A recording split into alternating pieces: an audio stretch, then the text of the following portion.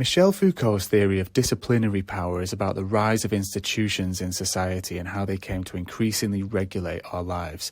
In particular, Foucault identifies how techniques were developed in these institutions, techniques of observation and control that proved to be very efficient and subsequently spread across societies.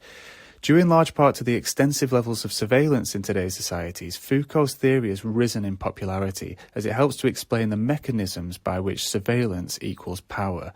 Yet there's much more to this theory, which is just as much about how knowledge is generated as it is about keeping people under control. So what is this concept? At the heart of Foucault's theory is his account of the techniques that emerged in modern institutions, techniques of observing, managing and controlling groups of people, which in turn allowed for the production of knowledge about how human beings can be managed and controlled. And so a subsequent feedback loop emerges in which techniques produce knowledge, and this knowledge informs the production of more techniques.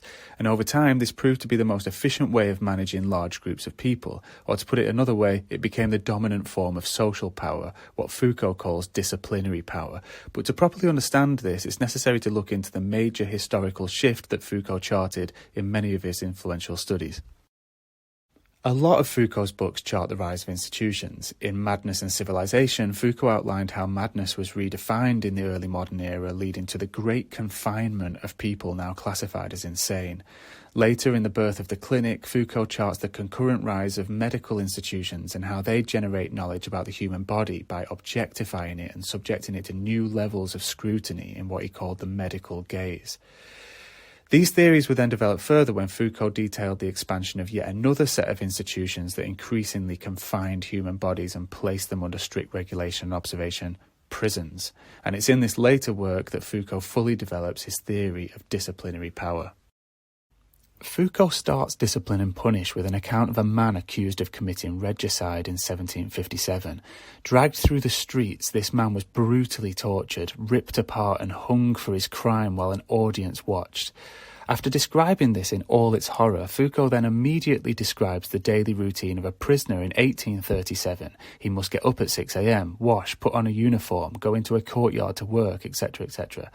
And these two vignettes beg the question, just what has happened during this 80-year period, where once a criminal was tortured in public, now they're locked away from the public in discrete institutions where the rest of their lives are lived out under a strict regime of rules and regulations. The prevailing explanation, Foucault says, was that Western societies became more enlightened and moved away from such savage acts of public violence and towards more civilized forms of rehabilitation. Yet Foucault argued that there was something else at work here. The spread of Enlightenment ideals was not enough to explain this profound and rapid change. As he says, historians of ideas usually attribute the dream of a perfect society to philosophers and jurists of the 18th century, but there was also a military dream of society. Its fundamental reference was not to the state of nature, but to the meticulously subordinated cogs of a machine, not to the primal social contract, but to permanent coercions, not to fundamental rights, but to indefinitely progressive forms of training, not to the general will, but to automatic docility. And it's this dream that underpinned the rise of institutions, the will to accumulate men, to bring more and more human beings into systems of discipline and control. And while these systems started at the margins, confining the mentally ill, the sick and the criminal, the techniques of control developed in these institutions proved to be very efficient and soon spread across all areas of society. But what specifically are these techniques that coerce people and make them docile, and how do they work? Well, Foucault's own main example was Jeremy Bentham's ideas for a panopticon prison. Foucault details many ways in which inmates in modern prisons were subjected to forms of observation, management and control, but dedicates a whole chapter to discussing the panopticon. This was the design for a prison in which there was a watchtower in the middle which all the prison cells faced, and so at any given moment prisoners knew there may be someone in the watchtower observing them, but due to its design prisoners could never be sure if they were in fact being watched, as they couldn't see inside the tower, but they knew they might be. And this is the key point about the power of the panopticon. Its power functions irrespective of whether a person is operating it. The power resides in the structure of the technology itself. People subjected to it don't need to be actively policed. They police themselves. They adapt their own behaviour because the technology makes them feel like they're being watched. And this is why it was such an important example for Foucault, not because it was about surveillance per se, but because it was about a technique of power. Power has been delegated to and now emanates from a structure, a thing, a technique. And this tells us a lot about Foucault's theory of disciplinary power, as it's not just a case of one social group that are in control of something that can be seized from them, like Marx's theory of power. Instead, it's about these disparate techniques which subtly exert a psychological impact over people, and how over time these techniques have spread across society to such an extent that we now live enmeshed in environments full of these structures and technologies, all subtly guiding the ways we think and behave. There's no one group in charge of them all. There's nothing even connecting them all. They are just little techniques which have come to characterise the institutional spaces we spend most of our lives in.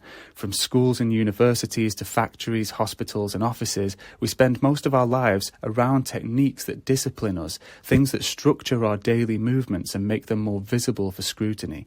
And this point about visibility is crucial. It leads us to our second key point about this form of power, which is that it also produces knowledge. Techniques of management and control include lots of basic things we're all familiar with. Think of being in a school. You wear a uniform, you sit in rows facing the teacher, a register records your attendance, and a bell signals when you can move between rooms. All of these things help discipline you as a student, subtly encouraging you to act in a more docile manner. Yet running alongside each of these techniques are records which detail how you've been acting. Archives are amassed on student behaviour. What can we do to make kids behave better? And the answer is usually tweaking one of the current techniques or perhaps introducing a new one. And over time, a whole body of knowledge is built up on how to better manage school children. And this is the same process that unfolded in asylums, clinics and prisons. Whole bodies of knowledge, what Foucault calls discourses, emerged which detailed systematically how human beings respond to changes to their routines and their environments. Indeed, Foucault argues that this is the basis for the human sciences. They're not, as they often claim, bodies of neutral knowledge that contain universal truths about human beings. They're bodies of knowledge that have been developed by subjecting human beings to techniques of observation and control within specific spaces. And just as techniques spread across society, so did these new bodies of knowledge. New discourses on psychiatry accompanied the techniques of power emerging in asylums. New discourses on the human body accompanied techniques of power operating in clinics. And discourses on deviance and criminality start to emerge from the application of techniques in institutions like prisons. Now, when we're seeking to make sense of our own minds, our own bodies, and our own behaviour, we reach for the concepts and categories contained in these discourses. It's through these discourses that we now come to understand ourselves, an aspect of our humanity that Foucault refers to as subjectification, the process by which a subject, i.e. a person, is constructed and comes to know themselves. And constructed is an important term here because it underlines this second key point about Foucault's theory of power. These discourses and techniques together produce subjects. They call into being the types of people that they've constructed categories for in their management and observation of people in institutions. So they're not just about making people docile, they call on people to be active in ways that align with the truths contained in discourses. So Foucault thus talks about techniques of power and forms of knowledge as being so intertwined, they're one and the same thing. And so when discussing either, he often refers to the term power knowledge. So, what kind of subjects are we encouraged to be, and what kinds of techniques are we subjected to today? As mentioned at the start of the video, the extensive levels of digital surveillance in today's society can be interpreted as a vast network of techniques that operate to observe and manage our behaviour. And indeed, the algorithms which guide us to certain pages of information and encourage us to act in certain ways are regularly tweaked and tailored in accordance with records that have been amassed on our online behaviour. An experiment Facebook once conducted on some of its users is quite illuminating in this respect. Back in 2012, Facebook manipulated 700,000 of their users' feeds, hiding emotionally charged words from some users. And they found that those who were exposed to more positive words began to post more positively, and those exposed to more negative words began to post more negatively. And they called this emotional contagion. People's emotions were reinforced by what they were exposed to.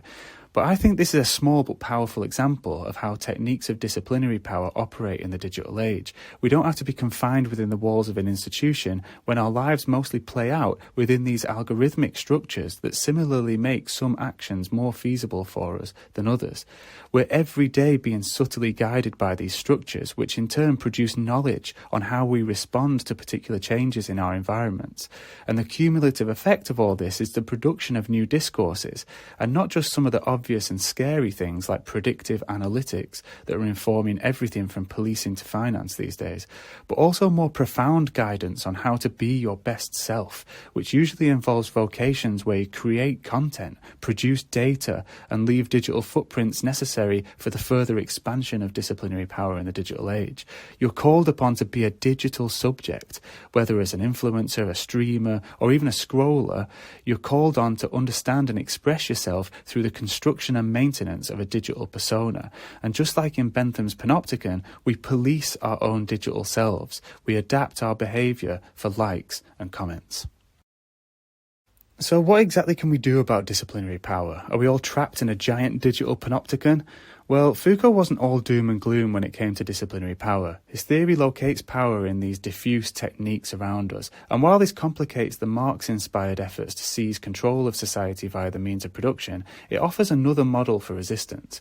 Foucault suggests that resisting power involves questioning and destabilizing dominant discourses and practices. By disrupting techniques of power, you expose them. More people can see them for what they are. Similarly, by subverting cultural norms, you expose the power of discourse, and more people question established norms. Think of the reaction you might provoke, for example, if you got rid of your smartphone. People might start asking you why and how you can live without it. They would open a line of questioning they may otherwise never have reflected on. And if enough people follow your decision to engage in what Foucault calls counterconducts, its cumulative effect would be to undermine the vast network of techniques that together comprise disciplinary power. Thanks for watching.